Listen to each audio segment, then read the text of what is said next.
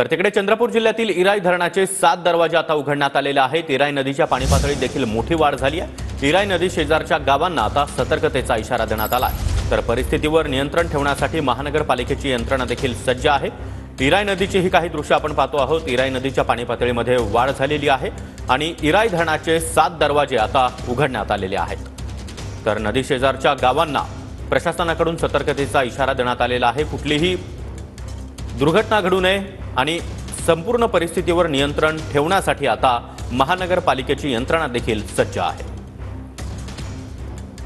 आणि या संदर्भात अधिक माहिती देण्यासाठी आमचे प्रतिनिधी निलेश दहाट आपल्यासोबत आहेत। निलेश, आपण पाहतोय इराई नदीच्या पाणी पातळीमध्ये मोठी वाढ झालेली आहे आणि नदी शेजारच्या गावांना सतर्कतेचा इशारा आहे।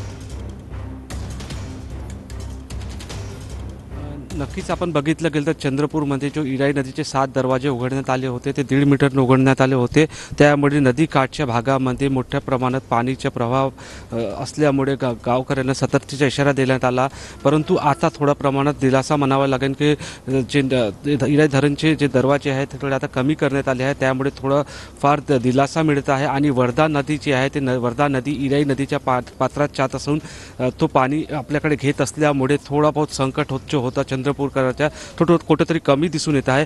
परंतु 2 मोठ्या घटना आज चंद्रपूर जिल्ह्यात घडल्या आहेत। चिचपल्लीमध्ये येतं चिचपल्ली या गावामध्ये गाव तलाव फुटल्यामुळे अनेक घराचे नुकसान झालं आणि दुसरीकडे ब्रह्मपुरी तालुक्यातील एका गावामध्येही गाव तलाव फुटल्यामुळे तेथेही मोठ्या प्रमाणात नुकसान झाल्याची माहिती आहे। त्यामुळे जे प्रशासन आहे ते हाय अलर्ट मोडवर आहे, कारण की सध्या पाऊस थांबला असला तरी जो पाणी आहे तो पाणी प्रवाह मोठ्या प्रमाणात आहे। त्याच्यामुळे प्रशासन त्यामुळे परिस्थिती चिंताजनक आहे। नागरिकांनी काळजी घेणे देखील गरजेचं आहे। धन्यवाद तुम्ही दिलेल्या या माहितीसाठी।